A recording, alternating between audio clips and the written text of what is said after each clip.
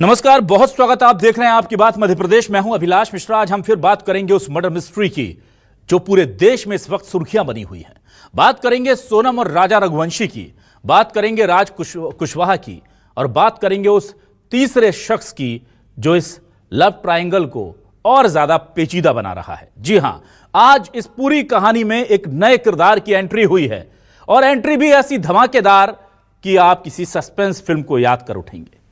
क्या हुआ है?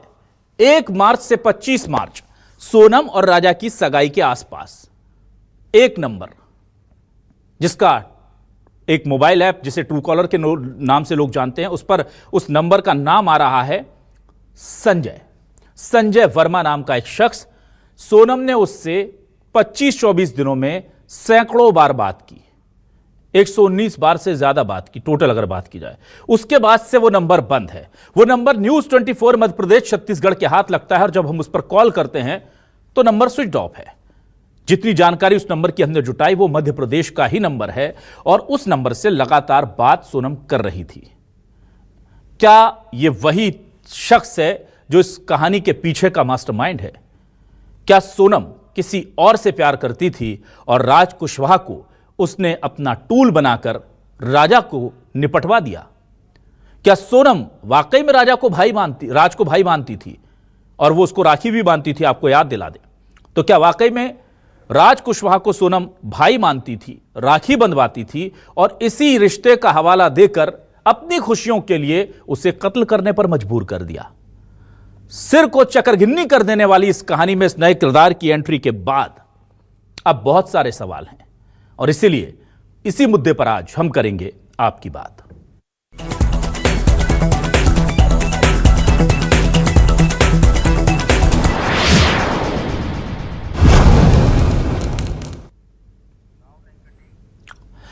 बहुत सारी चीजें एक साथ चल रही हैं। एक तरफ मेघालय पुलिस जो है वो सीन को रिक्रिएट करवा रही है बार बार वहां पर सोनम और आरोपियों को, जो बाकी हैं विशाल और जो दूसरे तीनों आरोपी उनको ले जाकर के, राज कुशवाहा को ले जाकर के, और दूसरी तरफ उनकी एक टीम इंदौर पहुंची हुई है।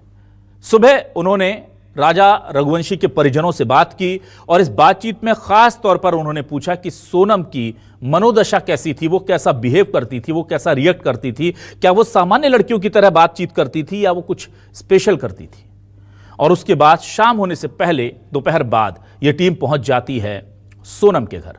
सोनम के घर सभी लोगों से पूछताछ होती है। गोविंद से भी पूछताछ हुई है जो सोनम का भाई है। क्या कहा है गोविंद, उन्हें पहले ये सुनिए। नहीं, नॉर्मली पूछता है कि जो भी इनके हिसाब से था कि सोनम का कैसे अच्छा, संजय वर्मा के एक शख्स का 234 बार लगभग उससे एक महीने बात हुई है। क्या कुछ कहेंगे? अभी आपको साथ में ले जाने का कह रहे हैं? अभी आपको साथ में ले जाने का, क्या आपको साथ में ले जाने का कह रहे हैं? सोनम का बिहेवियर देखा गया है, कैसा क्या है। संजय वर्मा के नाम उधर डीएसपी मेघालय पुलिस का क्या कहना है, क्योंकि उनकी टीम यहां पर पहुंची हुई है, और उनका क्या कहना है इस पूरे मामले को लेकर? कहां तक पहुंची है जांच का, क्या निकला है अब तक की पड़ताल में, ये भी सुनिए। Because I find it very difficult to believe that a person would would generate so much of animosity that within a couple of days of marriage, literally, you plot to kill the person. On the surface of it appears to be the love angle, appears to be having the main motive, the love triangle rather. But at the moment, we cannot. I mean, personally, I wouldn't say that that could be the only motive. In fact, I would like to place on record that the Sora police station, under which jurisdiction under which this crime had taken place, has the lowest crime rate of the police stations in the state of Meghalaya. And Sora police station, there has been no record of any murder taking place for more than decades. सोचिए कितनी बड़ी बात कही है DGP ने। क्या कहा है आपको बताते हैं। उन्होंने कहा है कि जिस इलाके में यह मर्डर हुआ सोरा, वो सबसे कम क्राइम रेट का इलाका है। 10 साल बहुत बड़ा वक्त होता है। 10 साल से वहां कोई हत्या ही नहीं हुई थी, लेकिन इस एक घटना ने उस पूरे इलाके को किस तरह से कटघरे में खड़ा कर दिया, किस तरह से उसकी छवि को धूमिल कर दिया, आप सब जानते हैं। दूसरी बहुत महत्वपूर्ण बात जो डीजीपी ने कही है वो उन्होंने कही है कि ये मामला सिर्फ लव ट्रायंगल का नहीं है, इसमें दूसरा भी पक्ष इन्वॉल्व है और हम इस केस को सुलझाने की कोशिश कर रहे हैं। वो बात जो न्यूज 24 मध्य प्रदेश छत्तीसगढ़ पिछले कई दिनों से कह रहा था कि महज प्यार की खातिर दगा नहीं है, इसके पीछे कुछ ऐसा है जो अब तक छिपा है, उसी की तरफ लगता है कि शिलांग पुलिस बढ़ रही है, मेघालय पुलिस बढ़ रही है। लेकिन इधर सचिन रघुवंशी जो कि राजा रघुवंशी के भाई हैं, वो क्या कह रहे हैं उनकी जान के खतरे को लेकर, वो क्या कह रहे हैं नरबली की आशंका को लेकर, ये बयान भी बहुत महत्वपूर्ण हो जाते हैं क्योंकि इसमें नरबली का एंगल भी आया है। और अब पुलिस भी कह रही है कि सिर्फ लव का ट्रायंगल का मामला नहीं है, यानी सिर्फ प्यार नहीं है, इसके पीछे कुछ और भी है। वो क्या है ये जरा जानने की कोशिश कीजिए इस दो बयान में जो सचिन दे रहे हैं, आगे समझेंगे क्या है पूरा मामला। पैसे भी इसके पास वो रखा हुआ है, पैसा कहाँ रखा है, जो 15 लाख की बात आ रही है, और जो लड़कियों को उन्हें पैसे देकर रखा हुआ कि हम पकड़ा जाएंगे तो पीछे से केस लड़ लेना हमारा, या इनके परिवार में कोई गवाही देता है, कोई बोलता है तो इनको मारने की जान से मार भी सकते, भरोसा नहीं। देखो क्योंकि सर जिस तरह से हत्या करी है, जिसमें देश को हिला दिया है, तो हमें भी डर है कि हम पे कोई हमला नहीं हो जाए कल से। तो ये छोटे तो हमारी जान को खतरा भी बने रहेगा। बस एक बार नाकोटे जांच जाए, हम किसी को इल्ज़ाम नहीं लगा रहे हैं कि माँ भाई किसी पे इल्ज़ाम लगाएं, बस सोनम की नाकोटे जांच हो जाएगी और सोनम और राज की, तो सब मालूम पड़ जाएगा कि किसके पीछे कौन कौन है। यार जिस तरह उल्टी फोटो टांगी थी जो सोचने मजबूर करती है, ठीक है। दूसरा कि जिस जगह पे गए थे वहाँ भी तंत्र मंत्र की क्रिया होती है, मैंने सुना है क्या, तो वो सब जो मेरे माइंड में आया था, मन में लगा कि उसने नरबली तो नहीं कर दी, उसकी क्या इच्छा थी, उसकी क्या मनोकामना थी, क्या उसे करना था। तो ये इसी में नाको टेस्ट की मांग कर रहा हूँ कि नाको टेस्ट से दूध का दूध पानी का पानी एकदम क्लियर हो जाएगा। दूसरी जगह जहाँ पे गई थी ये कामाख्या वहाँ पे तंत्र मंत्र किया जाता है, तो सबसे जो माइंड में आया था मैं आप लोगों को शेयर करा कि ऐसा कुछ तो हुआ है या नहीं हुआ, इसलिए आपको बोला कि नाको टेस्ट की मांग की जाए। बहुत सारे सवाल हैं, लेकिन जो महत्वपूर्ण सवाल हैं, कुछ सवाल आपको दिखाते हैं और फिर इस डिबेट को आगे बढ़ाते हैं। क्या है हमारे सवाल आपके सामने टेलीविजन स्क्रीन पर रहे, ये देखिए क्या है हमारे सवाल। ये जो सवाल बहुत इंपॉर्टेंट हैं, ये सवाल हम लेकर आ रहे हैं। सोनम केस में राज के बाद संजय वर्मा की एंट्री, अब सुलझेगी राजा की हत्या की गुत्थी। संजय वर्मा कौन है? सोनम ने किए 25 दिन में सैकड़ों कॉल, मेघालय पुलिस ने सोनम के परिवार से पूछे सवाल। राजा की नरबली वाली बात में कितनी सच्चाई, इश्क का चक्कर या तंत्र मंत्र में दुनिया लुटाई, हुआ क्या है? सोनम राजा केस में सबसे बड़ा खुलासा, राज नहीं संजय से गहरा हुआ था सोनम का रिश्ता। अगर राज और संजय एक नहीं हैं तो इस किरदार को क्या समझिए जो एक दिन में 25, 30 कॉल, 25 दिन में सैकड़ों कॉल। कुछ तो गड़बड़ है और उस गड़बड़ को भांपने के लिए, समझने के लिए कुछ खास मेहमान मेरे साथ जुड़ेंगे।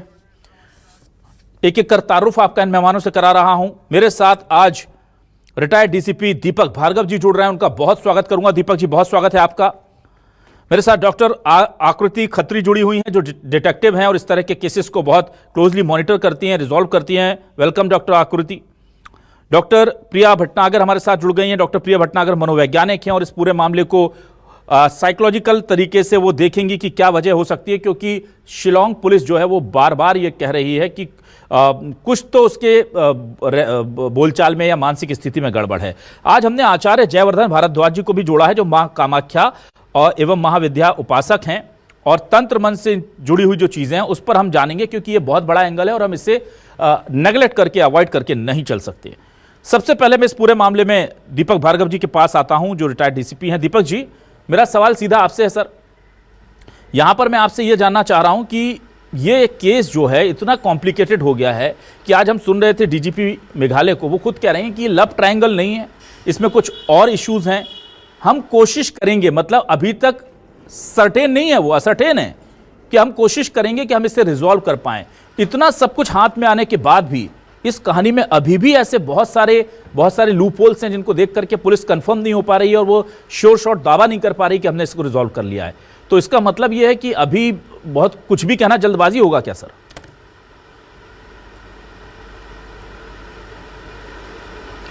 जी, सबसे पहले तो मैं शिलांग पुलिस और इंदौर पुलिस को बधाई देना चाहता हूं जी कि इतने जटिल केस को उन्होंने सॉल्व किया जी।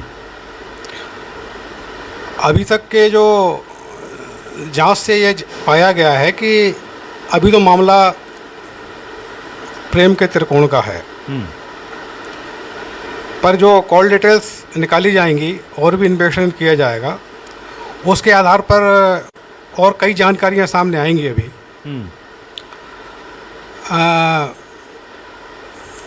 जहाँ तक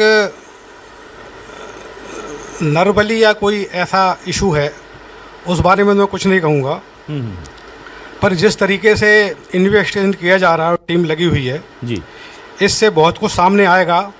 और अभी जो एक वर्मा का किसी का खोल की जानकारी आ रही, कई बार बात हुई उससे, हाँ संजय वर्मा, तो हो सकता है कोई वर्मा, ये संजय वर्मा, ये हो सकता है कोई व्यक्ति भी हो, या फिर हो सकता है कि इन्होंने संजय वर्मा के नाम से कोई सिम ली हो और राज ही बात करता हो उससे।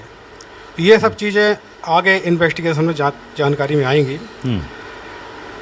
ये इसमें कोई शक नहीं कि बहुत अच्छे तरीके से केस डील किया है, और मैं दोनों शिलोंग पुलिस और इंदौर पुलिस को भी बधाई दूंगा।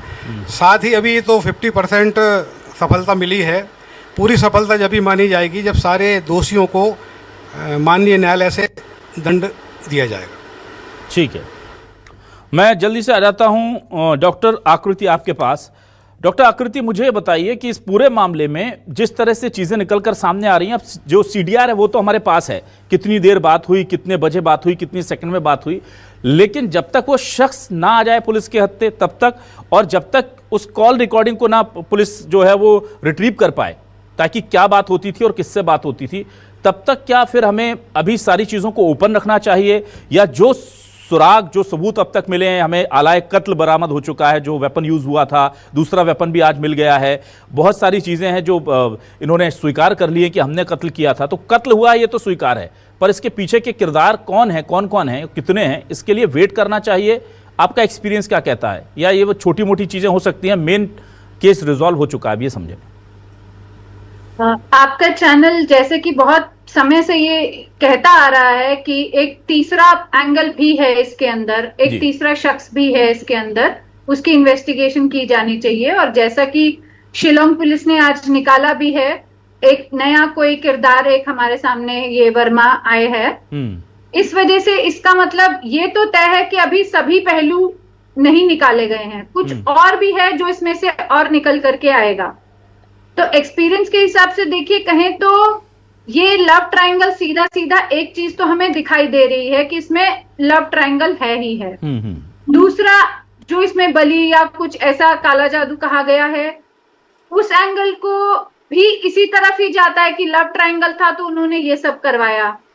तो ले दे के अभी तक जो एक मेन चीज आई है वो लव ट्रायंगल है जी। जैसे कि भार्गव जी ने कहा कि हो सकता है कि संजय के नाम पे सिम लिया हो और वो चलाता राज ही हो, या एक जो अभी इनके भाई कह रहे थे सचिन जी कि हो सकता है कि किसी शख्स को ये लोग छुपा के रख रहे हो कि भाई तू हमारे पीछे से पैरवी करने के लिए, हमारा केस लड़ने के लिए तुम बाहर ही रहना। तो इस तरह के किसी भी एंगल को हम नकार नहीं सकते, कोई भी एक और एंगल हो सकता है इसके अंदर। जी ठीक है, मैं आ जाता हूं जल्दी से डॉक्टर प्रिया के पास। डॉक्टर प्रिया, आपसे अब मैं ये जानना चाहूंगा कि इस तरह का जो मामला होता है, इसमें बहुत महत्वपूर्ण चीज है जो अपने दर्शकों को मैं बता दूं, जो शायद ज्यादातर मीडिया ने कवर नहीं किया है। कल खास तौर से शिलोंग पुलिस सोनम को लेकर के वहां के साइकेट्रिस्ट के पास पहुंची थी, सरकारी अस्पताल के, यानी जो मनोविकारों को ठीक करने वाले डॉक्टर होते हैं उनके पास। उसके बिहेवियर को लेकर के बहुत ज्यादा सवाल उठ रहे हैं, क्योंकि जिस तरह से शादी में वो गुमसुम है। एक वीडियो आज सुबह से हम दिखा रहे हैं जिसमें वो पहले शादी में एक गेम शो के दौरान जो होस्ट होता है, राजा को बोलते हैं कि आप 3 वादे कीजिए अपनी पत्नी से कि घुमाने ले जाएंगे, ये करेंगे वो करेंगे। राजा कर लेता है उन वादों को। जब वो सोनम से कहते हैं आप प्रॉमिस कीजिए, तो वो हंस करके टाल देती हैं। तो उसके मनोविज्ञान को लेकर, उसकी साइकिक को लेकर के बहुत ज़्यादा चीज़ें चल रही हैं, और डॉक्टर भी उसको देख रहे हैं। और आज शिलोंग पुलिस ने भी जब सोनम के माता पिता से और राजा के माता पिता से बात की, तो उसके बिहेवियर के बारे में बात की। डॉक्टर प्रिया, मुझे बताइए कि ये इस तरह की पर्सनालिटी कैसी होती है, क्योंकि ज़्यादातर लोग उसकी तारीफ करते हैं पब्लिक फोरम में या पब्लिक प्लेसेस पर, वो बहुत अच्छे से बिहेव करती थी। क्या ये स्प्लिट पर्सनालिटी वाला इशू है, किस तरह का हो सकता है? जी, केस बहुत संजीदा है, और अभिलाष जी, इसमें मैं ये कहना चाहूंगी, कई बारी ऐसे केसेस में हम लोग देखते हैं ये नार्सिसिज्म और एंटी सोशल पर्सनैलिटी के केसेस होते हैं। ऐसी सिचुएशन में जनरली एक इंटेंस इमोशनल सप्रेशन होता है। अब जब वो उनको बताया जा रहा है कि आप वादे करें, तो वो एकदम से गुम हो रही हैं, वो हंस के टाल रही हैं। इसका सीधा इम्पैक्ट है, इसका सीधा जो एक निष्कर्ष दिखता है वो ये है कि वो इस शादी में प्रेजेंट नहीं है। वो है तो सही वहां पर फिर भी वो नहीं है। ये उनकी मर्जी के खिलाफ है। वो बैठी है वहां पर वो उसको महसूस नहीं कर रही है। उनका इंटेंशन कुछ और है। अब ये जो इंटेंशन है ये मैल इंटेंशन है, जिसमें हम देखते हैं कि एम्पैथी लॉस्ट है। एम्पैथी जिसको हम करुणा कहते हैं, जो अपनी शादी कर अपने हस्बैंड की आप डेथ को प्लान कर रहे हैं। ऑफ कोर्स उस केस में क्लियर है कि एम्पैथी लॉस है, प्लस इसमें बहुत स्ट्रॉन्ग इम्पल्स का एक एंगल है जहां पर इम्पल्स कंट्रोल नहीं देखा जा रहा। कत्ल करना या खून करना एक नेसेसरी मूव, मतलब एक बहुत ही जरूरी काम की तरह देखा गया है। अगर आपको उनके साथ रिश्ता नहीं करना था तो आपने शादी क्यों की? ठीक है, इसका पूरे केस का सबसे बड़ा सवाल ही यही है कि शादी ये हुई ही क्यों। जी, उनके परिवार का भी यही सवाल है। ठीक, आगे इस पर जानेंगे और पर्सनालिटी डिसऑर्डर पर। ठीक है। मेरे साथ आचार्य जयवर्धन जी जुड़े हुए हैं। जयवर्धन जी, देखिए, इस पूरे मामले में तंत्र मंत्र की बात आ रही है। उल्टी तस्वीर एक लगाई गई थी। मैं पीसीआर से दरख्वास्त करूंगा कि उल्टी तस्वीर वाली जरा वो दृश्य भी चला देंगे, जिसमें सोनम जब गायब हुई थी।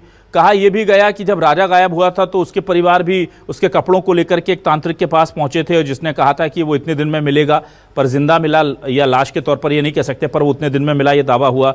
और दूसरा ये कि नर बलि की बात बार बार कही जा रही है। कामाख्या मंदिर का हवाला दे करके सोनम ने राजा को अपने से दूर रखा, शादी के बाद उसे अपने करीब नहीं आने दिया कि मैंने कुछ मन्नत मांगी है, आप मेरे क्लोज मत आइए, पहले मैं दर्शन करूंगी, उसके बाद फिर आप मेरे पास आ सकते हैं, और उसके बाद उसका कत्ल कर दिया जाता है। तो ये क्या इस पूरे जो तंत्र साधना है उसे बदनाम करने की कोई साजिश हो रही है? तंत्र के अंदर ऐसी व्यवस्थाएं हैं, ऐसी चीजें हैं कि अगर कोई तंत्र तांत्रिक क्रिया करा देता है और किसी का कत्ल कर देता है तो किसी तीसरे को फायदा हो जाता है, ऐसा कुछ है क्या? तो आवाज आ रही है हमारी क्लियर? बिल्कुल आचार्य जी सुन पा रहे हैं। जी आचार्य जी सुन पा रहे हैं। कामाख्ये काम संपन्ने कामेश्वरी हर प्रिय काम नाम देही में नित्यम परमेश्वरी नमोस्तुते। सर्वप्रथम यदि इस पर्टिकुलर इस केस की हम बात करेंगे तो सीधा सीधा मामला ये तो क्रिमिनल माइंड का है। अब ये बात जब इसमें आ रही है कि तंत्र मंत्र है, नर बलि है, तो तंत्र का तो सीधा सीधा तंत्र का हम अर्थ देखेंगे तो तंत्र का अर्थ होता है विस्तार करना, अपने ज्ञान का विस्तार, अपनी ऊर्जा का विस्तार। तंत्र के द्वारा अपनी समस्याओं का समाधान करना, रोगों का उपचार करना, इस प्रकार के कर्म के लिए तंत्र मंत्र और यंत्र का प्रयोग किया जाता है। वैज्ञानिक रूप से ये सारी बातें सिद्ध भी हुई हैं। जी।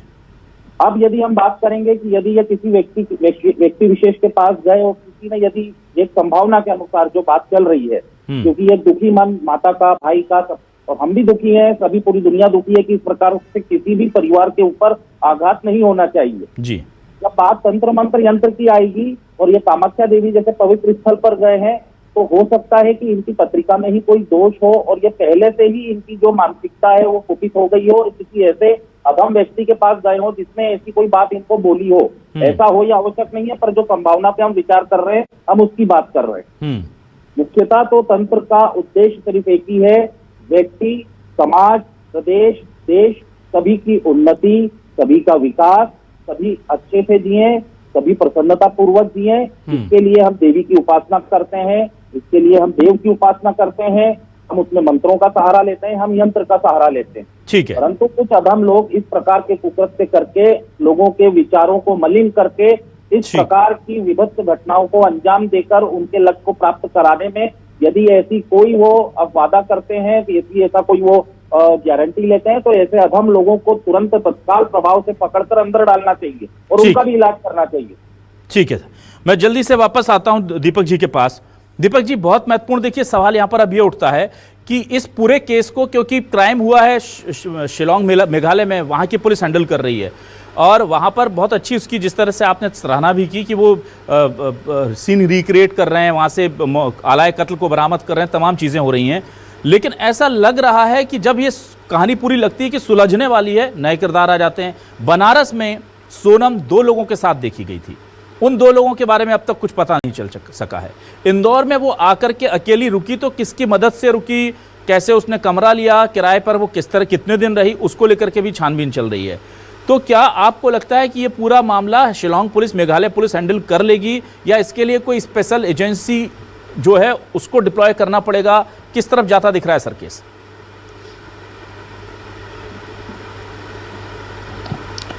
जी नहीं, बिल्कुल कर लेगी। जिस तरह से अभी इन्वेस्टिगेशन चल रहा है और पुलिस जो तरीके अपना रही है बिल्कुल सटीक हैं। इसमें साइंटिफिक इन्वेस्टिगेशन की आवश्यकता है, क्योंकि जो इस केस में घटनास्थल पर तो कोई गवाह है नहीं, इसलिए जितना बारीकी से साइंटिफिक हम एविडेंस पेश करेंगे इसमें, उतना आरोपियों के खिलाफ अच्छा केस बनेगा। और इसके बाद मैं ये भी कहना चाहूँगा कि थोड़ा सा माँ बाप को संस्कार भी देना चाहिए बच्चों को। अगर संस्कार अच्छे होंगे तो ऐसे केस नहीं होंगे जी। इसके अलावा जब घर वालों को मालूम था कि लड़की शादी नहीं करना चाहती है तो उन्होंने शादी करके जो किया उसका परिणाम ये सामने है। और इसमें कोई शक नहीं है कि सोनम ने और उसके साथियों ने बड़े प्लान्ड तरीके से ये पूरी वारदात को अंजाम दिया है। पर जो कहा गया है कि आरोपी कितना भी शातिर क्यों ना हो, कोई ना कोई सबूत छोड़ जाता है और उसी सबूत ने इनको पकड़वा के आज इस स्थिति में लाया है। ठीक है, ठीक है।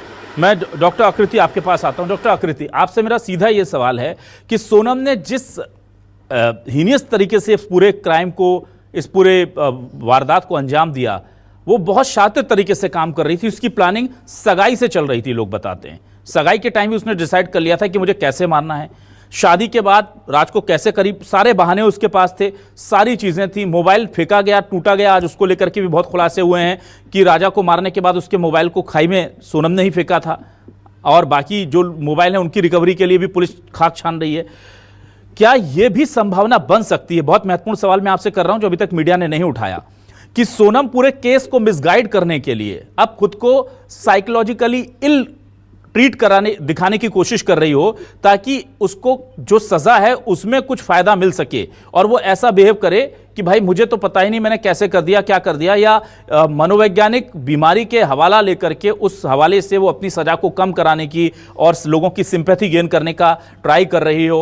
और अगर ऐसा है तो क्या पुलिस के पास पर्याप्त टूल होते हैं कि वो इस तरह की लोगों को पकड़ पाएं, क्योंकि उसका पुराना बिहेवियर जिस तेजी से खंगाला जा रहा है, सबसे ज्यादा पूछताछ अब इसी पर हो रही है, केसेस से कम उसके बिहेवियर पर ज्यादा पूछताछ हो रही है। इसका मतलब है पुलिस भी चाहती है चेक करना, श्योर होना कि क्या वो वाकई में मानसिक तौर पर बीमार थी या एक्टिंग कर रही है पुलिस के सामने। जैसे आपने कहा अभिलाष जी कि बिल्कुल हो सकता है कि सोनम ये सब एक्टिंग कर रही हो, कोई ताना बाना बुन रही हो कि मेरे पे तंत्र विद्या की गई या मैं साइकोलॉजिकली बीमार हूं, ये दिखाने के लिए कि मुझे इस केस से कुछ राहत मिल सके। उसके इन सब चीजों का मकसद यही हो सकता है कि उसे इस केस से राहत चाहिए। तो किसी ने हो सकता है उसे पहले से ये बताया हो कि अगर पकड़े जाए तो हम इस एंगल का भी सहारा ले सकते हैं। ठीक है, ठीक है डॉक्टर प्रिया, मैं अब आता हूं। क्या आप मुझे सुन पा रहे हैं? जी मैं आपको सुन पा रहा हूं, आकृति बोलिए। हाँ जी, तो ये बिल्कुल हो सकता है कि ये उसकी एक पुरानी प्लानिंग का ही हिस्सा हो, क्योंकि जो वीडियोस हम देख रहे हैं वो अलग अलग तरह के लहंगे ट्राई कर रही है। उस समय तो वो बहुत खुश दिख रही है कि जैसे वो शादी में इन्वॉल्व हो, या उसकी ये प्लानिंग है कि इसको मार के मैं जब उसके साथ जाऊंगी तब ये लहंगे पहनूंगी। तो लेकिन बाकी चीजों में वो इन्वॉल्व नहीं दिख रही है, शादी की एक्टिविटीज में, शॉपिंग में वो इन्वॉल्व दिख रही है। तो साइकोलॉजिकली इसका मतलब ये एंगल भी उसने हो सकता है पहले से ही प्लान किया हो कि नहीं पकड़ी गई तो बहुत अच्छा, लेकिन पकड़ी गई तो मैं अपने आप को मेंटली इल या साइकोलॉजिकली इल, बीमार दिखाऊंगी, या किसी ने मेरे ऊपर कुछ तांत्रिक विद्या कर दी थी जी, मैं तो अपने होशो हवास में नहीं थी, जी। किसी ने मेरे से ये करवा लिया, मैं तो करना नहीं चाहती थी, मेरा तो भाई था, ऐसा था वैसा था, लेकिन उसको ये भी उसकी एक प्लानिंग का बिल्कुल बहुत बड़ा हिस्सा हो सकता है। ये साजिश उसने पहले ही कर ली हो कि पकड़े गए तो मैं ये काम करूंगी, क्योंकि हर अपराधी को पकड़े जाने का डर कहीं ना कहीं तो होता ही है। ठीक है। डॉक्टर प्रिया, सोनम ने जब राजा को कत्ल किया और उसे खाई में फेंक दिया, उसके मोबाइल को फेंक दिया, उसके बाद जब वो सीढ़ियां चढ़कर ऊपर आती है तो राजा की मां का कॉल सोनम के पास पहुंचता है और वो हाँफते हुए कहती है कि ये मुझे जबरदस्ती इतनी ऊंचाई पर लेकर के आ गए हैं। और उसकी आवाज़ जो हमने ऑडियो टेप चलाया है, सारे लोगों ने सुना है, वो कई दिनों से चल रहा है, उसकी आवाज़ में ना कोई डर है, ना कपकपाहट है, ना उसका एक भी शब्द में लर्जिश सुनाई देती है। इतना कॉन्फिडेंट कोई आदमी किसी कोई अपने पति को कत्ल करके खाई से फेंक के उसका मोबाइल डाल के और उसकी माँ से इतने अच्छे से बात कर रही है, और साथ ही साथ एक बात और कह रही है, वो कह रही कि आज मुझे याद आया कि मेरी बहू का व्रत होगा, तो वो कहती है हाँ ये मुझे कह रहे थे कुछ खाने के लिए, पर मैं इनके लिए अपना व्रत थोड़ी तोड़ दूंगी, इनकी पार्टी के लिए, इनके पिकनिक के लिए। और पुलिस पता करती है कि उस दिन वो भरपेट खाना खा पी करके होटल से निकले थे। यानी झूठ को इस तरह से बोल पाना, इतना कंट्रोल, ये कोई आम आदमी नहीं कर सकता। कैसी मनोदशा लगती है आपको सोनम की? जी अभिलाष जी, इसमें बहुत क्लियर है, कुछ क्रिमिनल टेंडेंसीज हैं, ठीक है, और वो क्रिमिनल टेंडेंसीज जब एक्ट आउट करती हैं तो उसमें एक बहुत क्लियर एक्सप्रेशन आता है जिसको हम कहते हैं lack of remorse. Lack of remorse होता है जहां पे आपको गिल्ट महसूस नहीं होता। तो जिस ऑडियो टेप के बारे में आप बात कर रहे हैं, उनकी कॉन्वर्सेशन अपनी अब मदर इन लॉ के साथ, वहां पर आप पूरी कॉन्वर्सेशन में देखिए तो उनमें गिल्ट नहीं है, डर नहीं है, वो जो एक कॉन्फिडेंस है वो उनकी पर्सनैलिटी का पार्ट है, वो उनकी प्लानिंग का पार्ट है। देखिए जब एक माइंड एक षड्यंत्र रचता है तो उसमें वो बहुत चीजें प्लॉट करता है कि अगर ऐसा हुआ तो मैं ये बोलूंगी, वहां पर ये हुआ तो मैं ऐसे करूंगी। उन्होंने अपनी बीमारी का भी ये एक स्टोर हाउस में रखा हुआ था कि अगर पकड़ी गई तो बहुत अच्छे से आप ये कह सकते हैं कि हाँ मुझे डिप्रेशन था या मुझे कोई ऐसी मानसिक रोग था जिसके कारण मुझे होश नहीं और मैंने एक एक्ट कर दिया, ठीक है। तो इसमें बहुत पर्सनैलिटी, उनका जो फ्रेमवर्क है, criminal tendencies, anti social planning है, कंप्लीटली देखा जाता है कि डीह्यूमनाइजिंग, जिसमें हम कहते हैं कि इंसान को इंसान की तरह समझा ही नहीं, इंपल्स कंट्रोल नहीं रहा, lack of empathy, guilt, remorse नहीं दिखा उनको, जी है ना। तो ये सब चीजें क्लियरली दिख रही हैं और उनका षड्यंत्र है, जो मोटिव है वो लव ट्रायंगल है। अब उस लव ट्रायंगल के पीछे आप बोले कि कोई और है, कोई काला जादू है, नरबली है, वो अलग फैक्टर्स हैं, लेकिन मेरी जो है जब शादी करी तो शादी क्यों करी? ठीक है, यही सबसे बड़ा सवाल है कि अगर राजा को मार करके किसी और के साथ जाना ही था तो राजा को बिना मारे भी जा सकते थे, शादी से पहले जा सकते थे, शादी के बाद जा सकते थे। उससे मार करके अपने आप को क्लीन भी रखना है समाज में और अपने आप को विक्टिम भी शो करना है। फिर परिवार खुद कहे कि बेटा आप अपनी जिंदगी दूसरा सफर शुरू करो, जिससे बोलो उससे शादी करा देते हैं। शायद ये कुछ रहा होगा। आचार्य आपके पास आऊंगा, आप अपने मोबाइल को ठीक कर लें, आपकी तस्वीर तिरछी हो गई है आचार्य जयवर्धन जी। और आचार्य जी, मैं आपसे संक्षेप में एक सवाल पूछूंगा कि इस पूरे मामले में जिस तरह से नरबली, तंत्र मंत्र, इन चीजों का नकारात्मक दृष्टि से इस्तेमाल किया जा रहा है, बात की जा रही है, क्या आपको लगता है कि ये जो तंत्र साधना थी, जो कि हम पहले मानते थे कि ये जहां मंत्र काम नहीं करते वहां तंत्र काम कर जाते हैं, उसको बहुत ज्यादा जो नकारात्मक छवि है उसकी यहां पर बनी है, और इस तरह की चीजों में ये चीजें इस्तेमाल क्यों होती है? क्या इसके लिए वो पुजारी भी जिम्मेदार हैं, वो तंत्र मंत्र करने वाले साधक भी जिम्मेदार हैं जो नेगेटिव चीजों के लिए लोगों को बोल देते हैं? कैसे इस पर रोक लगेगी? क्योंकि एक समय था जब तंत्र को बड़ा ऊंचा और अच्छा स्थान मिलता था, अब जब भी तंत्र मंत्र की बात आती है तो वो नेगेटिव एस्पेक्ट में यूज किया जाता है। देखिए, इस प्रकार ये पर्टिकुलर हम इस केस की बात करेंगे तो इस केस में तो सीधा सीधा जो मामला है वो क्रिमिनल माइंड का है इस लड़की के, और ये संभावनाएं जो बन रही है, जो नए खुलासे हो रहे हैं तो कुछ खुलासे होना तो अभी बाकी है, परंतु तंत्र मंत्र में इस प्रकार के घृणित कर्म को कभी मान्यता नहीं दी गई है। हमारे पास बहुत लोग आते हैं, अभी पिछले कुछ समय से ग्रहों का प्रभाव जो मानते हैं उनके लिए पिछले दिसंबर से कुछ ग्रहों, मंगल जैसे नीच के चल रहे थे, पिछले 2-3 महीनों में राहु, केतु, गुरु, शनि, इन 4 बड़े ग्रहों ने अपनी स्थितियां बदली है, राशि बदली है, राशि परिवर्तन हुआ है, नक्षत्र परिवर्तन हुआ है। तो इन सब ये जो भी ज्योतिष के आपके दोष हैं या किसी प्रकार की कोई दशा है आपकी चल रही है, तो उसका निराकरण के बहुत सारे अन्य तरीके हैं।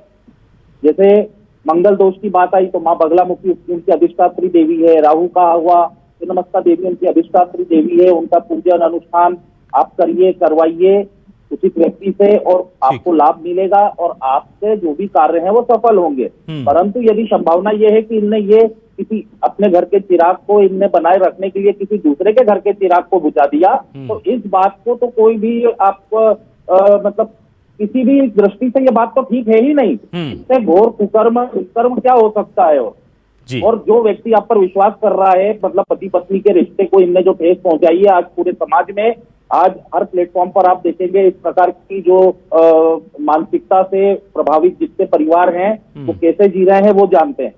तो हमारा यही कहना है कि आप जो है इस प्रकार के कर्मों से दूर रहिए, सही रास्ता अपनाएं, सही दिशा में चलिए, आपको लक्ष्य की प्राप्ति होगी। और इस प्रकार से किसी भी व्यक्ति के दूषित विचारों को अपने मन में जगह ना दें। जैसे जैसे सोनम मामला ऐसा लगता है कि सुलझने वाला है, नया किरदार आता है, अभी न्यूज़ 24 आपको फिर कह रहा है इस पूरे मामले में हमने कहा था 2 शख्स और हैं। बनारस वाली खबर सबसे पहले पूरे देश में हमने बताई थी कि वहां से एक फोन आया है उनके घर पे रात को, और उसके बाद कहा गया है कि एक युवती ने सोनम को 2 नए लोगों के साथ देखा है जो इन 4 आरोपियों से बिल्कुल अलग थे। अब अगर हम एक बात मान लें कि इनमें से एक संजय था भी, तो भी एक शख्स अभी बच जाता है, यानी कि गुत्थी अभी सुलझनी बाकी है। जब सारे किरदार एक साथ आएंगे पुलिस की गिरफ्त में, तब कहानी पता चलेगी कि क्या थी। और पुलिस जिस तरफ इशारा कर रही है कि लव ट्रायंगल तो है, पर उसके अलावा कुछ और भी है। क्या वो तंत्र मंत्र है, क्या वो कुछ और चक्कर है, ये वक्त बताएगा। ये बात तय है कि सोनम का ये राज अभी कुछ दिन और छिपा रहेगा। बहुत शुक्रिया अदा करूंगा मैं आचार्य जयवर्धन जी, दीपक भार्गव जी आपका, डॉक्टर आकृति खत्री आपका और डॉक्टर प्रिया भटनागर आपका भी हमारे साथ इस खास डिबेट में जुड़ने के लिए, इस खास परिचर्चा में शामिल होने के लिए, वक्त देने के लिए आप सभी मेहमानों का बहुत शुक्रिया, दर्शकों का भी बहुत शुक्रिया। नमस्कार।